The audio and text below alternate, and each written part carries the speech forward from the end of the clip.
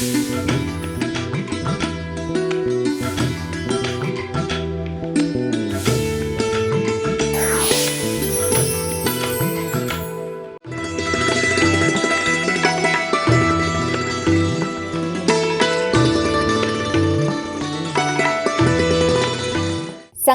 పండుగ అంటే మొదట గుర్తుకొచ్చేది రైతులు, పంటలు, పాడి పశువులు, చేతికొచ్చిన పంట సెరులు. ఆరుగాలం పంట పొలాల్లో శ్రమించే రైతన్న తమ పంటలు పండి కోతలు పూర్తయి దిగుబడి ఇంటికి వచ్చిన సంబరంతో చేసుకునే పండుగ ఇది. ఈ సంబరాల్లో భాగమై రైతన్నల ఆనందాన్ని రెట్టింపు చేసే సంకల్పంతో విజ్ఞాన్ యూనివర్సిటీ మరియు రైతు నేస్తం ఫౌండేషన్ ఆధ్వర్యంలో గుంటూరు జిల్లా వడ్లమూడిలోని విజ్ఞాన్ యూనివర్సిటీ క్యాంపస్లో అత్యంత వైభవంగా సంక్రాంతి సంబరాలు జరిగాయి. అభ్యుదయ రైతు పురస్కారాల పేరుతో నిర్వహించిన వేడుకల్లో ఆంధ్రప్రదేశ్ రాష్ట్ర వ్యవసాయ శాఖ మంత్రి కింజరాపు అచ్చెన్నాయుడు ముఖ్య అతిథిగా పాల్గొన్నారు. Vignan's chairman doctor Lavu Rattaiah, vice chairman Narasaraopet MP Srikrishna Devarayalu, Rythu Nestham foundation chairman doctor Yadlapalli Venkateswararao సహా పలువురు ప్రముఖులు హాజరయ్యారు.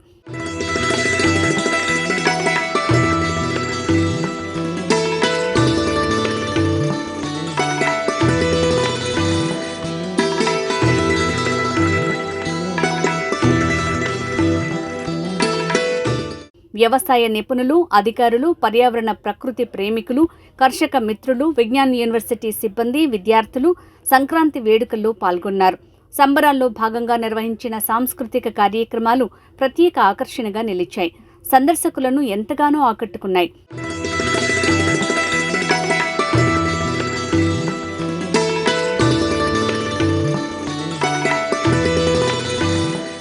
పుడమిపై అతివలు అత్తిన రంగురంగుల రంగవల్లులు వేడుకలకు సరికొత్త అందాన్ని తెచ్చాయి. కోలాటాల నృత్యాలు విశేషంగా అలరించాయి.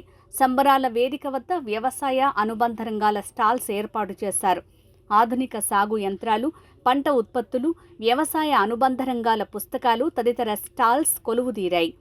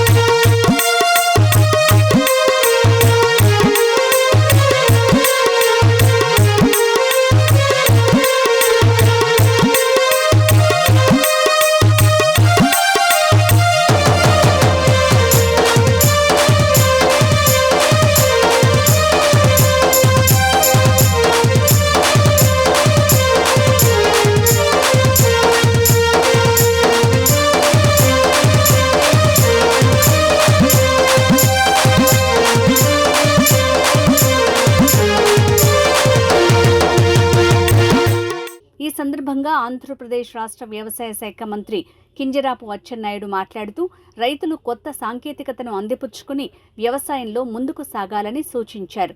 ఈ అంశంలో రాష్ట్ర ప్రభుత్వం కర్షకులకు అండగా నిలుస్తుందని, ఆధునిక సాంకేతికతలపై అవగాహన కల్పిస్తుందని తెలియజేశారు. సేంద్రీయ వ్యవసాయాన్ని ప్రభుత్వం ప్రోత్సహించాలని విజ్ఞాన్స్ చైర్మన్ డాక్టర్ లావు రత్తయ్య అన్నారు. రైతులకు సకాలంలో రుణాలు అందించేలా ప్రభుత్వాలు ప్రణాళికలు అమలు చేయాలని కోరారు. వ్యవసాయంలో సరికొత్త ఆవిష్కరణలు మరిన్ని రావాలని Vignan's vice chairman Narasaraopet MP Lavu Krishnadevarayalu అన్నారు. విజ్ఞాన్ యూనివర్సిటీ విద్యార్థులకు వ్యవసాయంపై సమగ్ర అవగాహన కల్పిస్తున్నామని తెలిపారు. సహజ వ్యవసాయంపై రైతులకు అవగాహన కల్పించి లాభసాటి సాగువైపు అన్నదాతల్ని నడిపిస్తున్నామని Rythu Nestham foundation chairman doctor Yadlapalli Venkateswara Rao తెలిపారు. ఆంధ్రప్రదేశ్, తెలంగాణ రాష్ట్రంలో వినూత్నంగా వ్యవసాయం చేసినటువంటి రైతుల్ని ఎంపిక చేసి విజ్ఞాన్ యూనివర్సిటీ, రైతు నేస్తం ఫౌండేషన్ కలిసి పురస్కారాలు ఇవ్వాలని చెప్పి నిర్ణయం చేసి ఇక్కడ అందరం కూడా కలిసాం. ఈ కార్యక్రమంలో పాల్గొన్నటువంటి విజ్ఞాన్ యూనివర్సిటీ చైర్మన్ గారు, పెద్దలు గౌరవనీయులు Shri Lavu Rattaiah garu, Vignan university vice chairman, Narasaraopet parliament సభ్యుడు, తెలుగుదేశం పార్టీ పార్లమెంటరీ లీడర్ సోదరుడు లావు శ్రీకృష్ణదేవరాయలు గారు, రైతు ఫౌండేషన్ చైర్మన్ శ్రీ వెంకటేశ్వరరావు గారు, విజ్ఞాన్ యూనివర్సిటీలో వ్యవసాయం, హార్టికల్చర్ విభాగాలకి అధిపతిగా బాధ్యతలు నిర్వహిస్తున్నటువంటి రమేష్ గారు, విజ్ఞాన్ యూనివర్సిటీ రిజిస్ట్రార్ గారు శ్రీ రావు గారు, ఈ బృహత్తరమైనటువంటి కార్యక్రమంలో భాగస్వామ్యమైనటువంటి అధ్యాపకులు, విద్యార్థులు, ముఖ్యంగా 2 రాష్ట్రాల నుంచి విచ్చేసినటువంటి అభ్యుదయ రైతు సోదరీమణులందరికీ పేరు పేరున హృదయపూర్వకమైనటువంటి నమస్కారాలు, అభినందనలు తెలియజేస్తున్నాను. చాలా ఆనందంగా ఉంది. యూనివర్సిటీలు అంటే పిల్లల్ని తీసుకురావడం, బంధించడం, డబ్బులు గుంజుకోవడం, ఈ వ్యవహారాలని మనం చూస్తున్నాం. కానీ ఫస్ట్ టైం ఒక సామాజిక స్పృహ కలిపి ఈ సమాజంలో ఉన్నటువంటి అన్ని వర్గాలని మేము చేస్తున్నటువంటి కార్యక్రమంలో భాగస్వామ్యం చేసి ఈ సమాజానికి కూడా ఉపయోగపడాలని ఒక మంచి కార్యక్రమాన్ని ఈరోజు యూనివర్సిటీ తీసుకోవడం ప్రత్యేకంగా రాష్ట్ర ప్రభుత్వం తరపున అభినందనలు తెలియజేస్తున్నాను. రైతు రాజు, రైతు ఈ దేశానికి వెన్నుముక. మైకు పట్టుకుంటూ ప్రతి ఒక్కరం కూడా అదే మాట్లాడుతాం, అదే ప్రసంగిస్తాం. కానీ ఆచరణలో ఎవరైతే కొంత భాగమైనా సరే వారి మేలు గురించి ప్రయత్నం చేస్తారో అప్పుడే రైతు రాజు అవుతున్నారని చెప్పి నేను భావిస్తున్నాను. ఈరోజు వ్యవసాయం చెయ్యడానికి చాలామంది ఇంట్రెస్ట్ లేకుండా పోతున్నటువంటి రోజులు వస్తున్నటువంటి సందర్భంలో యూనివర్సిటీలో అటు ప్రభుత్వంలో అనునిత్యం కూడా దీని మీద పర్యవేక్షణ చేసి తక్కువ పెట్టుబడితో ఎక్కువ లాభాలు వచ్చే విధంగా ప్రోత్సహించినప్పుడే మళ్ళీ వ్యవసాయం ఈ రాష్ట్రంలో, దేశంలో, ప్రపంచంలో ముందుకెళ్తుందని భావిస్తున్నటువంటి వ్యక్తిని చెప్పి మీ అందరికీ తెలియచేస్తున్నాను. దీనికి ప్రభుత్వాలు ఎక్కువగా ప్రోత్సాహాలు అందించాలి.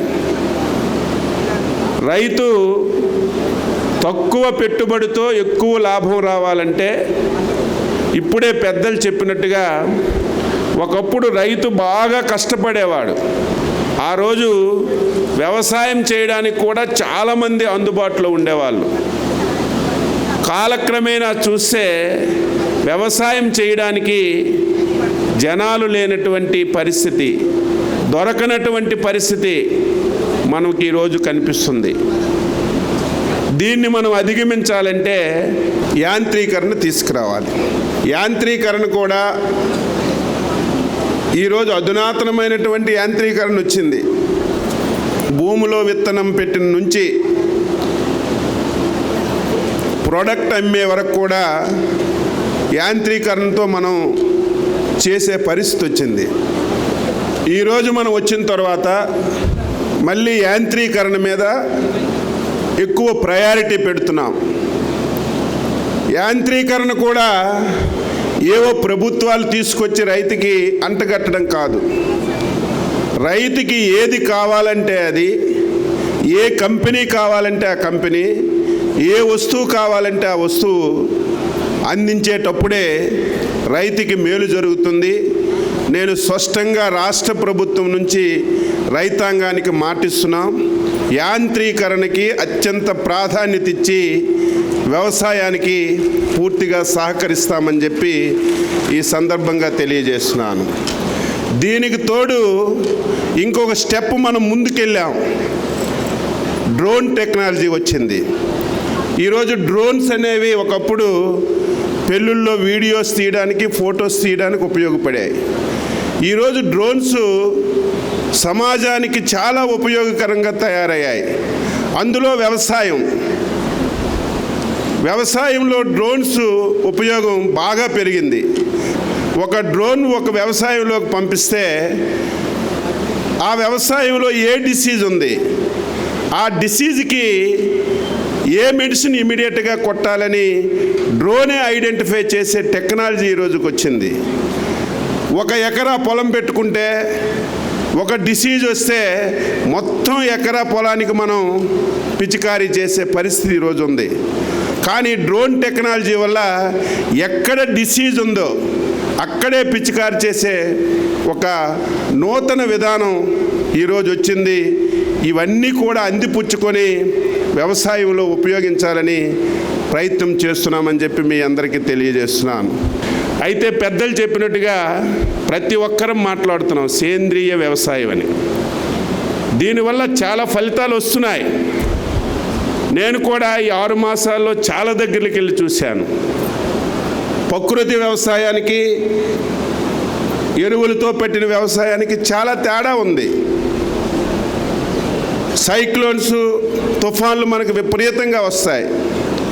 ప్రకృతి వ్యవసాయం చేసినటువంటి వ్యవసాయం ఎన్ని సైక్లోన్స్ వచ్చినా తట్టుకునే సామర్థ్యం కనిపించింది. అదే ఎరువులతో వేసినటువంటి వ్యవసాయం టోటల్గా డ్యామేజ్ అయిపోయినటువంటి పరిస్థితి. ఒకవేళ ఎరువులతో వేసింది 90% డ్యామేజ్ అయితే ప్రకృతి వ్యవసాయం 30% 40% డ్యామేజ్ అయినటువంటి పరిస్థితి కళ్ళ ముందు మనకు కనిపించింది. అయితే పెద్దలు చెప్పినట్టుగా ఇదేదో ఒక రైతు ఒక ప్రాంతమో చేయడం కాదు. ప్రతి ఒక్కరికి దీని మీద ఎడ్యుకేట్ చేయాలి. వాస్తవాలు ప్రతి రైతుకి అర్థమయ్యేటట్టుగా మనం చెప్పగలిగినప్పుడే దీనికి ఒక సార్థకత ఉంటుంది. దాని మీద సైంటిస్టులు నిరంతరం కూడా పర్యవేక్షిస్తున్నారు. ఎప్పటికప్పుడు కూడా మార్పులు చేర్పులు చేసి దీన్ని ముందుకు తీసుకెళ్తున్నారు. తప్పనిసరిగా పెద్దలు చెప్పినట్టుగా ఇది ఉపయోగపడుతుందని ప్రతి ఒక్కరికి కాన్ఫిడెన్స్ క్రియేట్ చేయడమే కాకుండా దీనివల్ల దిగుబడి కూడా పెరుగుతుందని ప్రతి ఒక్క రైతుకి తెలియజేయవలసిన అవసరం ఉంది. ఈరోజు మనం హార్టికల్చర్ ఉంది. ప్రకృతి వ్యవసాయంలో చేసినటువంటి కూరగాయలు చాలా డిమాండ్ ఉంది. తినేటప్పుడు కూడా చూశాను నేను 4-5 సార్లు. దానికి దీనికి టేస్ట్లో కూడా చాలా డిఫరెన్స్ కనిపిస్తుంది. ఈరోజు రాష్ట్రంలో చూస్తే సేంద్రియ ఎరువుల ద్వారా పండించినటువంటి కూరగాయలకి సపరేట్ స్టాల్స్ ఉన్నాయి. అక్కడికి వెళ్తే విపరీతంగా డిమాండ్ ఉంది. అవి కూడా మనం ప్రోత్సహించవలసినటువంటి అవసరం ఉంది. దాని మీద కూడా ప్రత్యేకమైనటువంటి దృష్టి పెడుతున్నామని చెప్పి మీ అందరికీ తెలియజేస్తున్నాను. ఈరోజు హార్టికల్చర్లో డ్రిప్పు స్ప్రింక్లర్స్ ఈ రాష్ట్ర ప్రభుత్వం భారీ స్థాయిలో 2014-19లో తీసుకున్నాం. 90% సబ్సిడీతో ఇచ్చాం. ఇవన్నీ ఎందుకు చెప్తున్నానంటే ప్రభుత్వం ఇవన్నీ సహకారం అందిస్తే రైతుకి కొంతవరకు పెట్టుబడి తగ్గుతుంది, ఆదాయం పెరగడానికి అవకాశం ఉంటుంది. చేసిన వాళ్ళకి ప్రోత్సహించకపోతే కొత్తగా వచ్చే వాళ్ళే తగ్గిపోయే పరిస్థితి వస్తుంది. కాబట్టి ఇది చాలా ఉపయోగపడుతుంది. 2 రాష్ట్రాల నుంచి అభ్యుదయ రైతులందరికీ పిలిచి ఈ కార్యక్రమం చేయడం చాలా సంతోషం అని చెప్పి ఈ సందర్భంగా తెలియజేస్తూ మరొకసారి రత్తయ్య గారికి ప్రభుత్వం తరపున హృదయపూర్వకంగా అభినందిస్తూ సెలవు తీసుకుంటున్నాం. జై హింద్. కర్మకర్త క్రియ వై వెంకటేశ్వర గారికి, అలాగే వేదిక ముందున్న రైతులందరికీ, కేవలం ఏదో ఒక జిల్లా నుంచి కాదు 2 రాష్ట్రాల నుంచి నలుమూల నుంచి వచ్చారు రైతులందరికీ కూడా, వారితో పాటు ఇక్కడ కూర్చున్న మా ఫ్యాకల్టీ మెంబర్స్, మా స్టూడెంట్స్ అందరికీ కూడా పేరు పేరున హృదయపూర్వక నమస్కారం.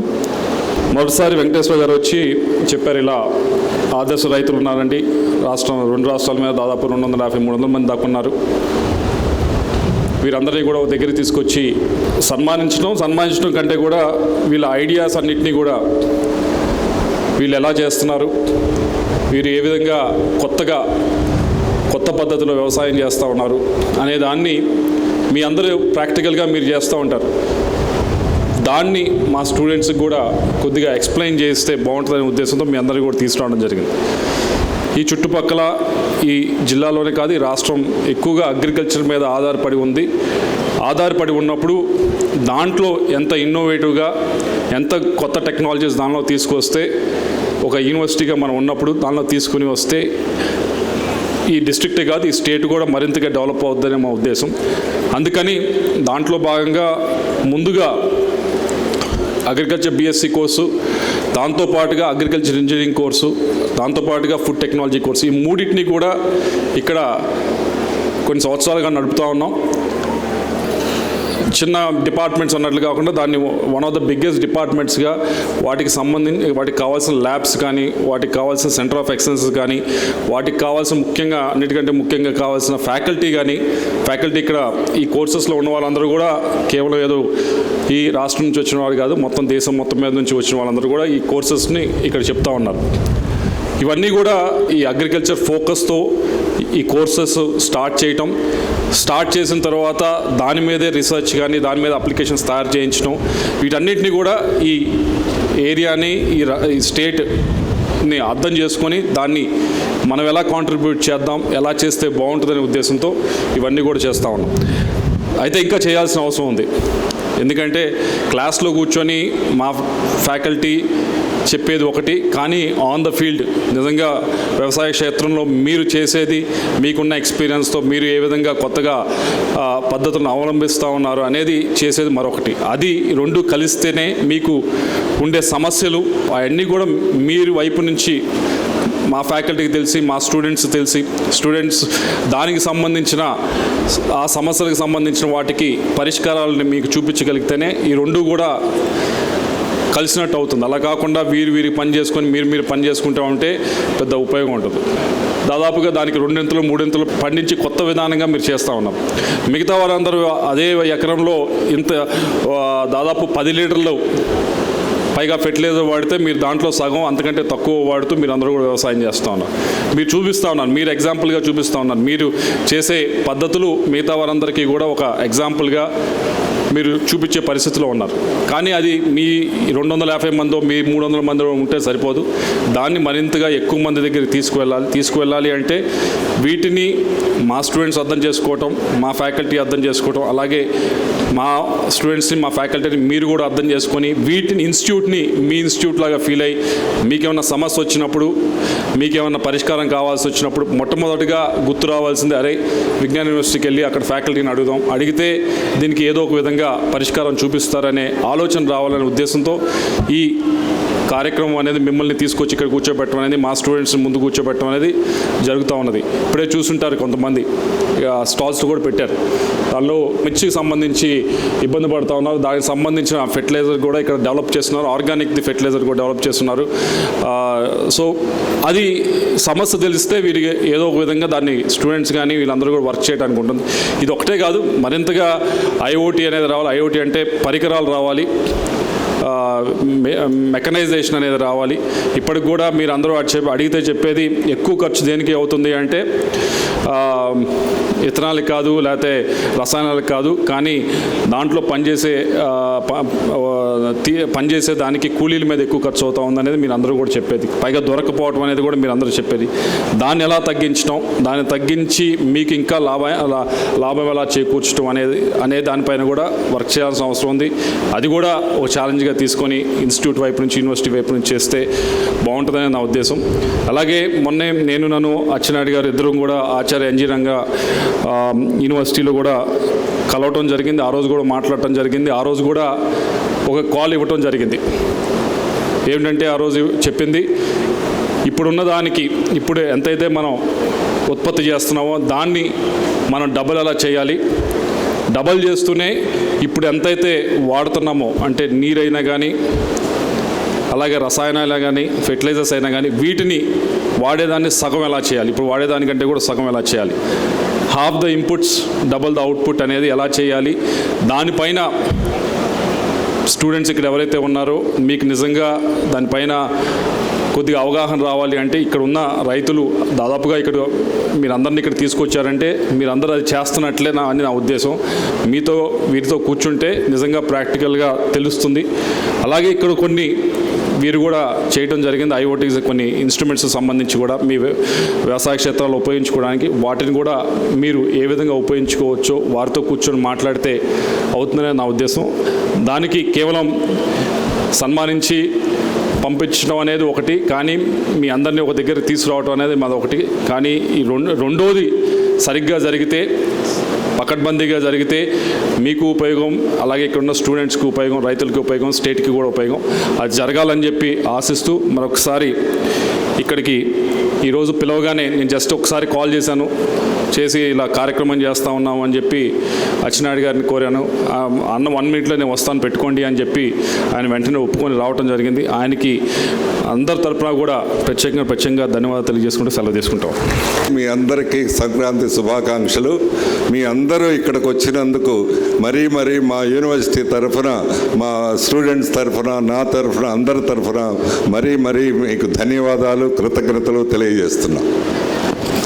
నాకు మొన్న కూడా ఇంటర్నేషనల్ కాన్ఫరెన్స్ జరిగింది ఇక్కడ అగ్రికల్చర్ దాంట్లో నేను 3వ ప్రశ్నలు అడిగాను. అవే ప్రశ్నలు ఇక్కడ కూడా మంత్రి గారి ముందు చెప్పదలుచుకున్నా. మొదటి ప్రశ్న, ఈ సేంద్రియ వ్యవసాయము, ప్రకృతి వ్యవసాయము అని అందరూ చాలాసార్లు చాలా చోట్ల చాలా వేదికల మీద అంటున్నారు. కానీ దానికి రైతుకు గిట్టుబాటు అయ్యే ధర వస్తుందా లేదా, గిట్టుబాటు అయ్యేంత ఫలితం వస్తుందా లేదా, దిగుబడి వస్తుందా లేదా అనేది ప్రశ్నార్థకం. అంటే ఏదైనా మనం చేయాలంటే ఈజ్ ఆఫ్ డూయింగ్ అంటారు కదా, చాలా సులభంగా ఉండాలి. ఉదాహరణకి ఒక యూరియా లేకపోతే ఫాస్ఫేటు లేకపోతే ఒక బస్తా వేసేదానికి 2 ట్రక్కులు 3 ట్రక్కులు ట్రాక్టర్లది ఎరువు వేయాల్సిన పరిస్థితి వస్తే అది వైబిలిటీ ఉండదు, అది సాధ్యమయ్యే పని కాదు. అదే అంటే 20 ఎకరాలు ఉన్నాడు, 1 ఎకరం 2 ఎకరాలు చేయటానికైతే సాధ్యమవుతుంది, కానీ 20 ఎకరాల్లో 10 ఎకరాలు చేయటానికి మాత్రం సాధ్యమవుతుంది. అది ఆల్రెడీ శ్రీలంక గవర్నమెంట్ వారు చేశారు, శుద్ధంగా ఫెయిల్ అయిపోయారు. వాళ్ళకి తిండి లేకుండా అయిపోయారు ఒక స్టేజ్లో, ఒక 2-3 ఏళ్ల కిందట. ఇట్లా మొత్తం పాలసీ తీసుకొచ్చారు గవర్నమెంట్, మొత్తం సేంద్రియ వ్యవసాయమే, ప్రకృతి వ్యవసాయమే చేయాలి అని. అసలు దిగుబడి సరిపోక, వాళ్ళు తినటానికి సరిపోక గవర్నమెంటే చాలా భయంకరమైన పరిస్థితుల్లో పడిపోయింది. సో అది శాస్త్రజ్ఞులు చేయాల్సింది ఏంటి అంటే అంత కాన్సన్ట్రేటెడ్ ఎరువుని, అట్లనే అంత కాన్సన్ట్రేటెడ్ న్యాచురల్ పెస్టిసైడ్ని తయారు చేయగలిగితేనే ఈ ప్రకృతి సేద్యం అనేది సాధ్యమవుతుందని నా భావన. లేకపోతే చేయండి చేయండి అని చెప్తే వాళ్ళకి దిగుబడి లేకపోతే, దానికి సరిపడా రేట్ లేకపోతే, దానికి సరిపడా వైబిలిటీ లేకపోతే అందరూ ఇబ్బంది పడాల్సి వస్తుంది. అదొకటి. రెండవది ఇప్పుడే చెప్పారు కృష్ణ కూడా, సో మెకనైజేషన్ చేయటం అనేది చాలా చాలా ఇంపార్టెంట్. అంటే ముందు రోజుల్లో అసలు మనుషులు దొరకరు వ్యవసాయం చేసేవాళ్ళు. ఇప్పుడు 10 మంది చేసేది ఒక్క మనిషి చేసే అంతగా మెకనైజ్ చేస్తే కానీ ఈ వ్యవసాయం అసలు నడవదు. సో వ్యవసాయం అవ్వదు. ఎందుకంటే అందరూ, మీ బిడ్డలందరూ మీరేం కోరుకుంటున్నారు, రైతు సోదరులందరూ, మా బిడ్డలు మాత్రం రైతులు అవ్వకూడదు, అందరూ మంచిగా చదువుకొని ఉద్యోగాలు, అది ఐటీ ఉద్యోగాలు, అది ఎయిర్ కండిషన్ ఉద్యోగాలు చేయాలనుకుంటారు. సహజం, దాంట్లో ఏం తప్పు పట్టట్లేదు నేను. అట్లాంటి పరిస్థితుల్లో వ్యవసాయం చేసేవాళ్ళు తగ్గిపోయే పరిస్థితి. దానికి అందరూ ఇక్కడున్న శాస్త్రజ్ఞులు, ఇక్కడున్న అగ్రికల్చర్ ఫ్యాకల్టీ, స్టూడెంట్స్, మిగతా డిపార్ట్మెంట్ల అందరూ కలిసి యాంత్రీకరణ చేస్తేనే అవుతుంది. అది లేకపోతే అవ్వదు.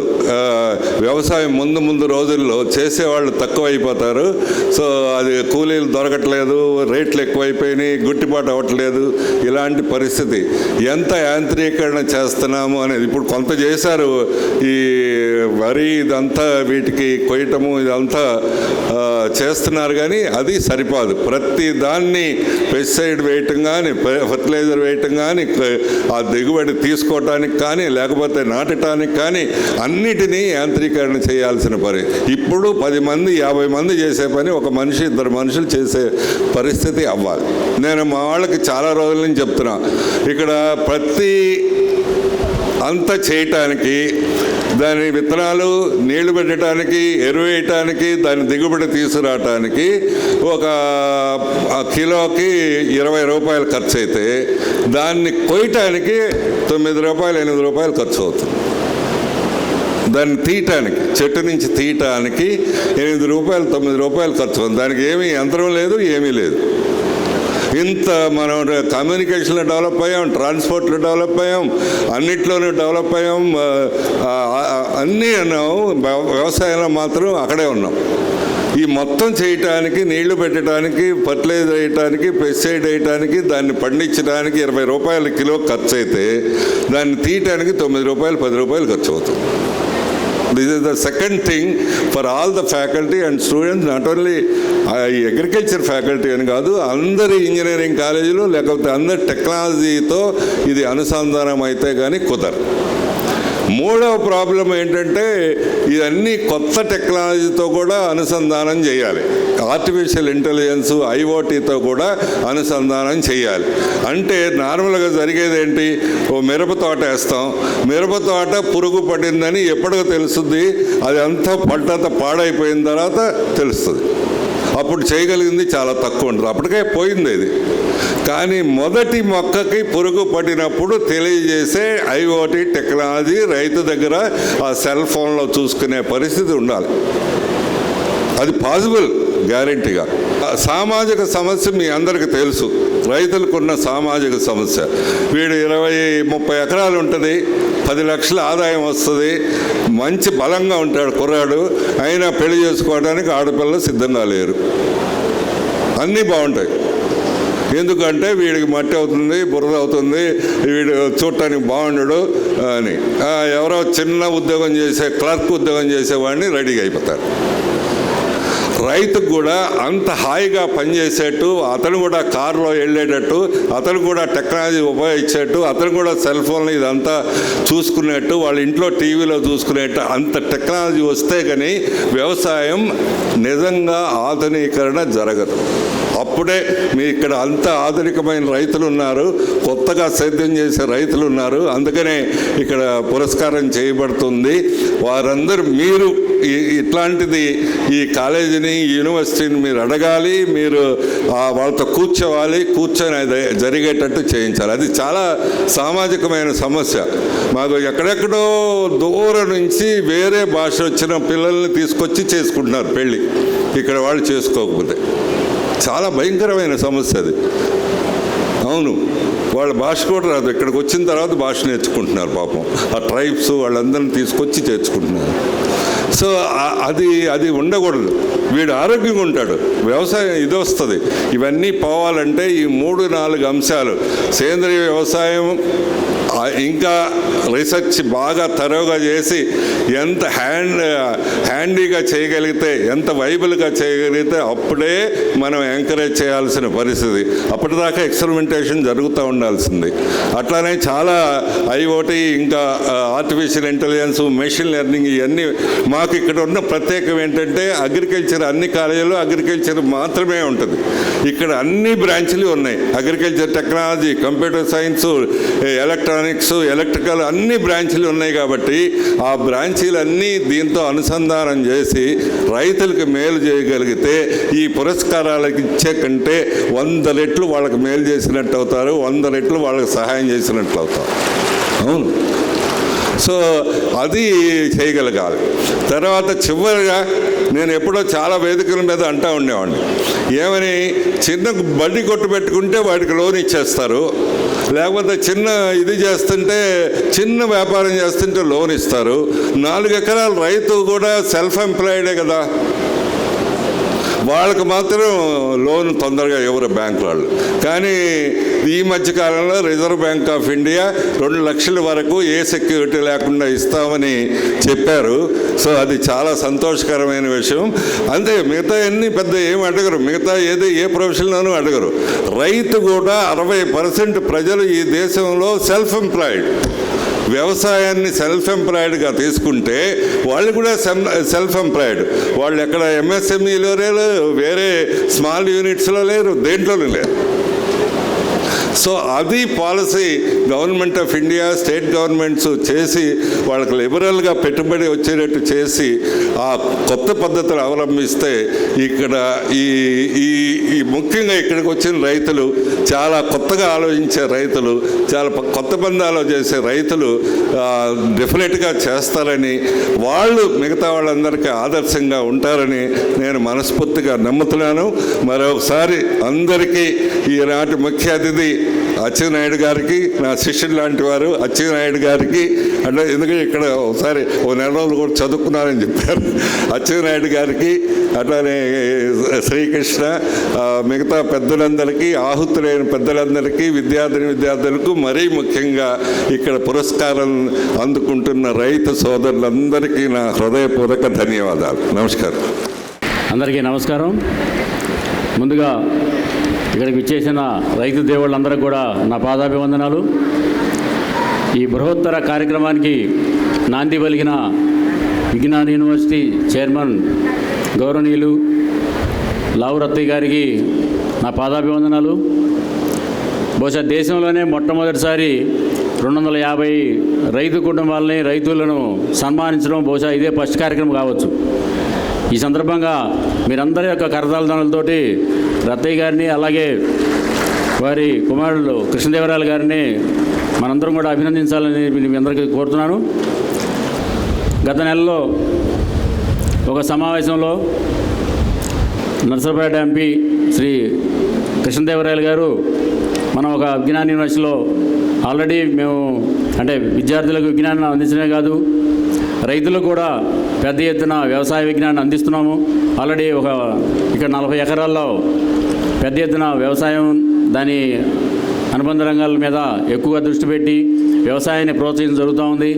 ఇక్కడ విజ్ఞాన యూనివర్సిటీలో మంచి కార్యక్రమం చేద్దాము, రైతు సోదరులను సన్మానిద్దామనే కార్యక్రమాన్ని సంక్రాంతిలో పెడదామన్నప్పుడు నేను ఎంతో ఆనందించి వెంటనే 2 రాష్ట్రాల రైతులను వారిని సన్మానిద్దాం మన సంక్రాంతి సందర్భంగా అనగానే అంగీకరించినందుకు మీ అందరి కరతాలతో వారికి ఒక్కసారి ధన్యవాదాలు తెలియజేస్తున్నాను. ఇలాంటి మాతర కార్యక్రమాలని ఇంకా మున్ముందు గౌరవనీయులు లావరత్తి గారి చేతుల మీదుగా జరగాలని, ప్రతి సంవత్సరం కూడా ఇదే ఒరవడిలో కంటిన్యూ చేయాలని చెప్పి సంక్రాంతి సందర్భంగా రైతు సోదరులను సన్మానించడం, వారిని గౌరవించడం, వారి యొక్క అభ్యున్నతికి మీరందరూ కూడా కృషి చేస్తారని నేను ఈ సందర్భంగా విజ్ఞప్తి చేస్తూ, రైతు నేస్తం ఫౌండేషన్కి ఇలాంటి చక్కని అవకాశం ఇచ్చినందుకు మరీ విజ్ఞాన యూనివర్సిటీకి ధన్యవాదాలు తెలుపుకున్నాను. అలాగే రైతు నేస్తం ఫౌండేషన్ ద్వారా మీ అందరూ తెలుసు ఎన్నో కార్యక్రమాలు చేస్తున్నాం. వ్యవసాయం, దాని అనుబంధ రంగాల గురించి, అలాగే ముఖ్యంగా ప్రకృతి వ్యవసాయం గురించి గత 9 సంవత్సరాలుగా గుంటూరు దగ్గర రైతు నేస్తం ఫౌండేషన్ ద్వారా ట్రైనింగ్ ఇవ్వడం, అక్కడ వ్యవసాయం పండించడమే కాదు, పంటలు పండించడమే కాదు, దానికి వాల్యుయేషన్స్ ప్రాసెసింగ్ చేసుకొని ఏ విధంగా రైతుని డబుల్ ఇన్కమ్ చేసుకోవాలనే దాని మీద అక్కడ ట్రైనింగ్ ఇస్తున్నాం. దాదాపు ప్రకృతి వ్యవసాయంలో కావాల్సిన ఇన్పుట్స్ కావచ్చు, సేంద్రియ ఎరువులు కావచ్చు, మనందరం కూడా కషాయాలు తయారు చేయడం కానీ ఇవన్నీ కూడా ప్రత్యక్షంగా చేసి చూపిస్తున్నాం. రైతులు కూడా ఆదరిస్తున్నారు. ముఖ్యంగా మనందరం ఆలోచించవలసింది, మన భూమి ఆరోగ్యంగా ఉంటేనే మనం అందరం కూడా ఆరోగ్యంగా ఉంటాం. భూమి ఆరోగ్యమే మన ఆరోగ్యం. ఆ భూమి ఆరోగ్యానికి ప్రతి ఒక్కరు కూడా కృషి చేయాలి. ఇప్పటిదాకా రసాయనిక ఎరువులు, విపరీతమైన మందులు వాడటం వల్ల భూమిలో ఉన్న సూక్ష్మజీవులు నశించిపోవడం, ఎంత మందులు కొట్టినా కానీ దిగుబడులు రాకపోవడం అందరూ చూస్తున్నాం. అందువల్ల దయచేసి ప్రతి ఒక్కరు కూడా ఎవరైతే కెమికల్ చేస్తున్నారో వారిని కూడా తనకున్న పొలంలో 1 ఎకరం కానీ 1/2 ఎకరం కానీ సేంద్రియ వ్యవసాయం చేసి క్రమంగా దిగుబడులు పెంచుకోవడం, అలాగే మన భూమిని మార్చుకున్నట్లయితే బంగారు భూమిని తయారు చేసిన వాళ్ళు. ఎందుకంటే మన బిడ్డలకు మన భూమి ఆస్తులు కాదు, మన బంగారు భూమిని ఇవ్వాలని చెప్పి మీరందరూ కూడా విజ్ఞప్తి చేస్తూ, ఇలాంటి చక్కని అవకాశం ఇచ్చినందుకు ఈ సందర్భంగా మంత్రి గారిని ఒకటే వినపం కోరుతున్నాను. మీరు స్వయంగా ఉండి ఈ 250 జంటలకు మీ చేతుల మీదుగా వారికి పురస్కారాలు అందించాలని, మీ యొక్క కరదాలే వారి అంగీకారంగా తెలుపుతారని చెప్పేసి నేను విజ్ఞప్తి చేస్తున్నాను. జై జవాన్, జై కిసాన్, జై విజ్ఞాన్. Thank you very much. సభకు నమస్కారం. ఈరోజు ఆంధ్రప్రదేశ్లోని అభ్యుదయ రైతుల గురించి సత్కరించడానికి సమావేశమయ్యాం. వారి నిరంతర శ్రమ మరియు అంకితభావం మన దేశాన్ని సుసంపన్నం చేస్తున్నామని తెలియడానికి నేను చాలా ఆనందపడుతున్నాను. ఇటువంటి సందర్భంలో వేదికపై ఆసీనులైనటువంటి గౌరవనీయులు, ప్రముఖులు, వారి దూరదృష్టి మరియు నాయకత్వం మాకు ఎల్లప్పుడూ స్ఫూర్తితోనే ఉంటాయని తెలియజేస్తూ, మన అత్యంత గౌరవనీయులైన ముఖ్య అతిథి ఆంధ్రప్రదేశ్ రాష్ట్ర వ్యవసాయం, సహకార, మార్కెటింగ్, పశుసంవర్ధక, పాడి పరిశ్రమ అభివృద్ధి మరియు మత్స్యశాఖ డైనమిక్ మంత్రివర్యులు గౌరవనీయులు శ్రీ కింజరాపు అచ్చెన్నాయుడు గారి వారి అవిశ్రాంత ప్రయత్నాలు ఆంధ్రప్రదేశ్ గ్రామీణ రైతుకు స్ఫూర్తిదాయకం. మా స్వాగతం సార్. విజ్ఞాన విద్యా సంస్థల చైర్మన్ డాక్టర్ లావు రత్తయ్య గారు విద్య మరియు ఆవిష్కరణలో ప్రముఖులు, వారికి స్వాగతం సార్. అట్లాగే విజ్ఞాన విద్యా సంస్థల గౌరవ వైస్ చైర్మన్ మరియు నర్సరావుపేట నియోజకవర్గానికి పార్లమెంట్ సభ్యులు శ్రీ లావు శ్రీకృష్ణదేవరాయలు మాకు స్ఫూర్తిదాయకం సార్, మీకు స్వాగతం. గౌరవనీయులు సలహాదారు మాల్కొండ గారికి మార్గదర్శకులు వారికి స్వాగతం. గౌరవనీయులు రిజిస్ట్రార్ పిఎం రావు గారికి, మా విద్యా ప్రమాణంలో మార్గదర్శక శక్తి అయినటువంటి పిఎం రావు గారికి మా స్వాగతం. పద్మశ్రీ అవార్డు గ్రహీత శ్రీ ఎడపల్లి వెంకటేశ్వరరావు గారు వ్యవసాయ సమాజంలో నిజమైన విజేత, వారికి మా స్వాగతం, సుస్వాగతం. ముఖ్యంగా ఆంధ్రప్రదేశ్ అభ్యుదయ రైతులు నేటి నిజమైన నాయకులు, వారి స్థితిస్థాపకత, జ్ఞానం మరియు మన మట్టిని పెంపొందించడానికి మరియు మన దేశాన్ని పోషించడానికి అచంచలమైన నిబద్ధతతో నిలబడి ఉన్నారు. వారందరికీ ఈ సందర్భంగా స్వాగతం, సుస్వాగతం. ఆచార్య ఎన్జి రంగా వ్యవసాయ విశ్వవిద్యాలయం నుంచి వచ్చిన అధికారులకి, అలాగే డిపార్ట్మెంట్ ఆఫ్ అగ్రికల్చర్ నుంచి వచ్చిన అధికారులకి, ఆలపాటి సత్యనారాయణ గారికి, ఇంకా ఎంతో ప్రముఖులకి అందరికీ కూడా మేము స్వాగతం పలుకుతున్నాం. ఈ సందర్భంగా పంట కోత పండుగ అయిన సంక్రాంతి శ్రేయస్సు, కృతజ్ఞత మరియు ప్రకృతి మధ్య విడదీయని బంధాన్ని సూచిస్తుంది. ఇది మన దేశం యొక్క జీవనాధారమైన రైతులను గౌరవించే సమయం. వారి చేతులు మట్టిలో పాతుకుపోయి వారి విత్తనాలు మాత్రమే కాకుండా ప్రతి ఇంటికి ఆశ, పెరుగుదల మరియు సమృద్ధిని కూడా నాటుతారు. మన సంక్రాంతి ఆనందంగా మరియు సమృద్ధిగా జరుపుకోవడానికి కారకులు రైతులే, మరియు ఈ పవిత్రమైన రోజున వారిని గౌరవించడం సముచితం. హృదయపూర్వకమైన శుభాకాంక్షలు మరియు ఆనందమైన ప్రశంసలతో ప్రతి ఒక్కరికి రైతు మహాశైలందరికీ స్వాగతం పలుకుతున్నాం. మన రైతులు వారసత్వం మరియు గొప్పతనానికి తగిన నివాళిగా ఈ కార్యక్రమాన్ని చేస్తున్నందుకు సంతోషం వ్యక్తం చేస్తున్నాను.